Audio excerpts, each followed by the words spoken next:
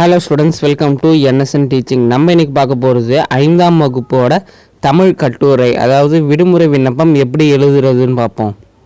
இந்த விடுமுறை விண்ணப்பம்ன்ற முதல்ல டைட்டிலில் நீங்கள் போடணும். அதுக்கப்புறம் அனுப்புனர், பெறுநர், மதிப்புக்குரிய ஐயா, அப்புறம் கடைசியாக இடம், நாள்.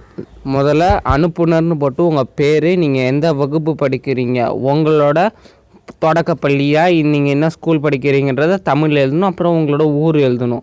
நெக்ஸ்ட்டு பெறுநர்னு போட்டு இப்போ நீங்கள் யாருக்கு இதை கொடுக்குறீங்க, நீங்கள் உங்களோட கிளாஸ் டீச்சர் கொடுக்குறீங்க, அதனால் மதிப்புக்குரிய வகுப்பு ஆசிரியர், அப்படி இல்லைன்னா ஹெட் மாஸ்டருக்குன்னா தலைமை ஆசிரியர் அவர்களுக்கு அப்படின்னு போட்டு நீங்கள் எந்த ஸ்கூலு, எந்த ஊர், நீங்கள் எத்தனாவது படிக்கிறீங்க அது போடணும். நெக்ஸ்ட்டு ஐயா, ஐயா கீழே பொருள் ஒன்று எழுதணும். பொருள் வந்து இங்கிலீஷில் நீங்கள் சப்ஜெக்ட்னு எழுதுவீங்க, ஆனால் தமிழில் நீங்கள் பொருள் எழுது விடுப்பு கோரி விண்ணப்பித்தல் சார்பு அப்படின்னு எழுதணும். இதுக்கு அர்த்தம் என்னென்னா, நான் ஒரு லீவு போட்டிருக்கேன், அதுக்காக நான் வந்து இந்த லீவ் லெட்டர் உங்கள்கிட்ட கொடுக்குறேன், அதுதான் இதுக்கான அர்த்தம்.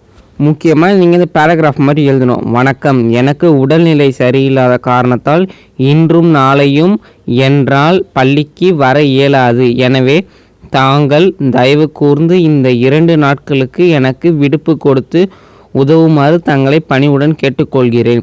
இங்கே நடுவில் ஒரு கேப் வருதுல்ல, இன்றும் நாளையும் சொல்லி ஒரு கேப் வருது இல்லை, அந்த கேப்பில் வந்து நீங்கள் எந்த நாள் லீவ் எடுக்கிறீங்க அதோட டேட்டை நீங்கள் போட்டுக்கணும். இந்த பேராகிராஃப் எழுதி முடிச்சுட்டு கடைசியாக நன்றின்னு போட்டு இடம், நீங்கள் எந்த ஊரோ அது எழுதிக்கோங்க, நாள் என்றைக்கு நீங்கள் எழுதுறீங்க அதை எழுதிட்டு தங்கள் கீழ் படிந்துள்ள மாணவன் மாணவின்னு போட்டு உங்களோட பேர் எழுதுறீங்க. இதோட இந்த இது முடிஞ்சிடுச்சு. இதே மாதிரி நிறைய வீடியோ வேணுமா, மறக்காமல் இந்த சேனலை லைக் பண்ணுங்கள், ஷேர் பண்ணுங்கள், மறக்காமல் என்ன செஞ்சீங்க சப்ஸ்கிரைப் பண்ணுங்கள்.